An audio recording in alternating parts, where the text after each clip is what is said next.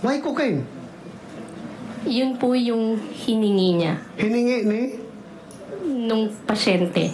Sinong pasyente? Si Marcos po. Yung qualifications mo, ma'am?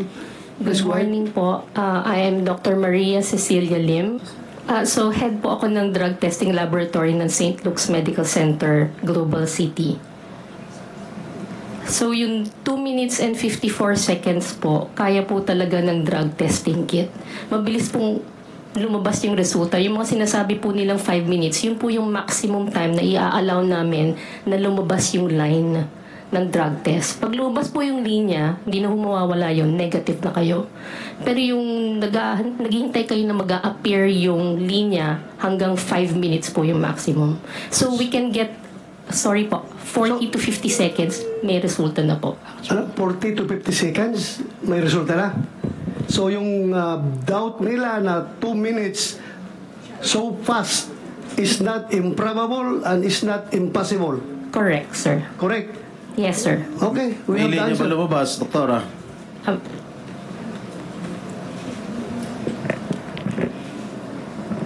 Good morning po. Please identify yourself. I'm Jereza Reyes, the drug analyst from St. Luke's Medical Center, Global City. So, as the analyst po, yes, may lumabas po na line.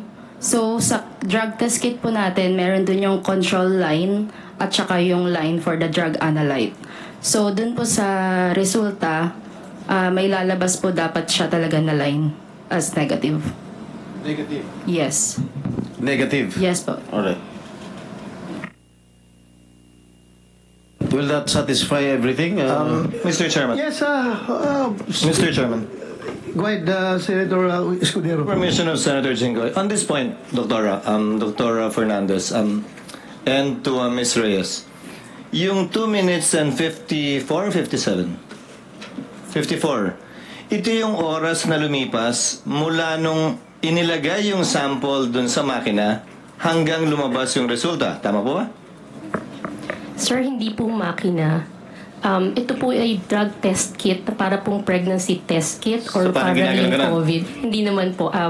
Ida-drop mo lang yung urine sa one end, tapos hihintayin mo na lang siya. So, wala po makina. hindi ito yung kabuang proseso ng kinuha yung urine na 2 minutes lang. Yung transaction time po is the specimen collection. So, pag abot po nung sample, tapos gagawin na niya. At yung rule ng DOH, hindi pwedeng lumampas ng... Wala pong rule ng DOH. Hindi pwedeng mas mabilis kesa? Ano yung 5 minutong binabanggit niyo po kanina? Yung drug test kit po na ginagamit namin, hanggang 5 minutes po, pwede niyong basahin. Now, I remember the press con of then Executive Secretary, no, he was not yet Executive Secretary at that time. He was about to be Vic Rodriguez. Sabi niya, tinest daw po sa lahat ng uri ng droga. Ano-ano pong klase ng droga tinest o lahat po ba kasama? Kanino po? Kay Yung test po na ginawa ninyo, cocaine lang po ang pinagawa. cocaine lang po ang pinagawa. Opo. Hindi po kasama ang iba. Hindi po. Yung resultang yun po ba ay isinapubliko? Ano? Ano daw? I saw it on GMA, read it on in the papers. The results of the drug test. Is what? If I may Nanggaling answer, po sa amin? if I may answer, Senator Cheese, this was widely publicized in 2021, if I may recall, if my memory serves me right. So it was publicized, ma'am. It didn't come from St. Luke's. It We do came not from know. the person tested.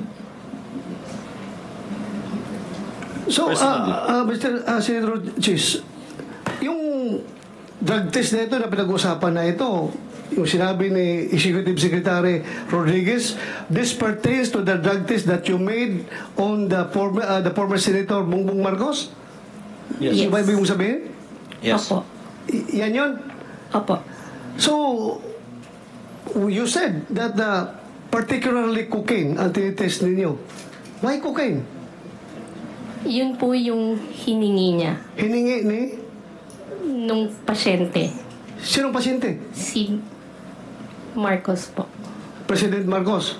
Then Senator Marcos.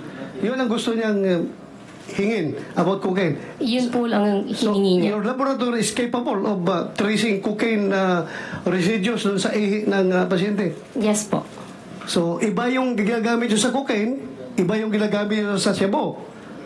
Iba rin gagamitin ninyo sa marijuana. Am I correct? Opo. Pero kung ako, walk-in lang ako, pupunta ako doon sa iyo, I want a drug test. Anong gagamitin ninyo? Kung ano pong hihingin nyo. Oh, may ganun ba na hingin? Kasi lahat ng tao dito sa Pilipinas magpa-drug test. Hindi ba nagtatanong na i-test nyo ako sa cocaine? I-test niyo ako sa Cebu? I-test niyo ako sa marijuana? Wala. Pupunta ako sa inyo, magpa-drug test para pag mag-negative, dalhin ko yung dokumento, nag-apply ako ng trabaho.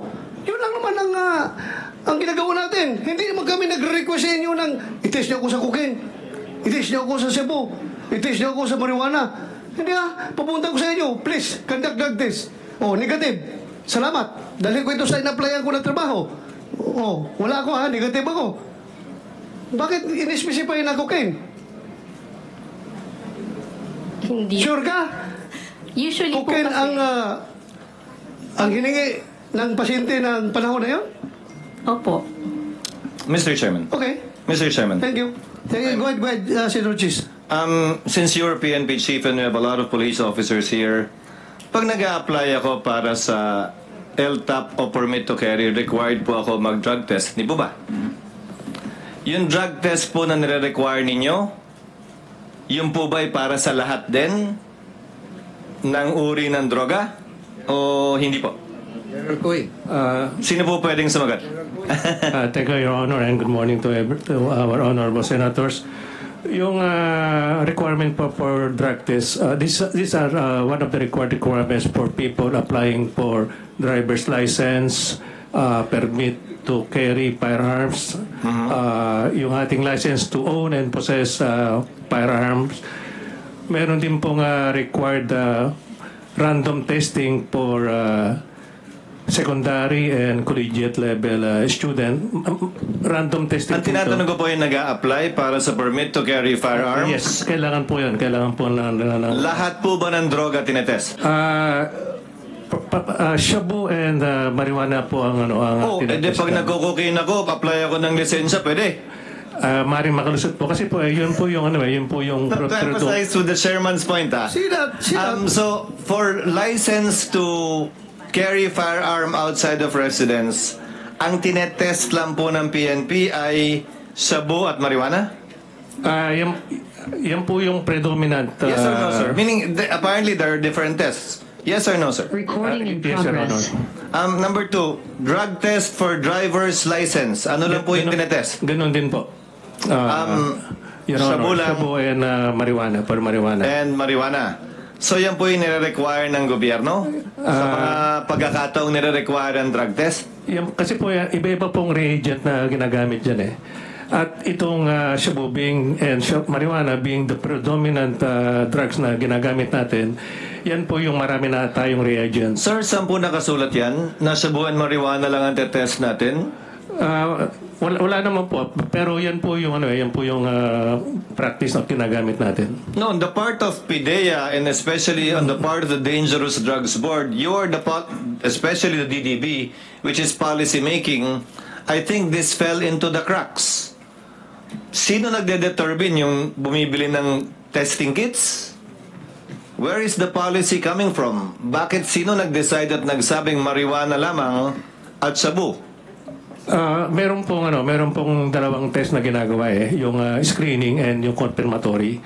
Pag nag-positive po yung sa first screening, ito po yung isa subject for confirmatory at Sir, dito po malalaman. Sir, I agree, sir, but my question is, where is it written na pag drug test required by government, whether for driver's license or for permit to carry firearm outside of residence, you only test for these two prohibited drugs? Saan po nakasulat yon? Sino nagbaba ng polisiyang yon? Sino nagdesisyon po nun? O nagkataon lang? Nakasanayan lang? Wala pong ganong policy. Ganun lang, yan lang po yung ginagawa. Siguro po dahil sa additional expenses kung gagamit pa ng reagent.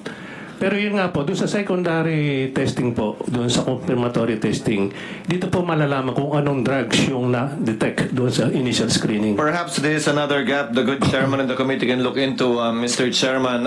Why is it that it's only only the tests for shabu and marijuana is being used? Because clearly shabu and marijuana would be called the poor man's addictive drug, while cocaine would be the richer man's addictive drug.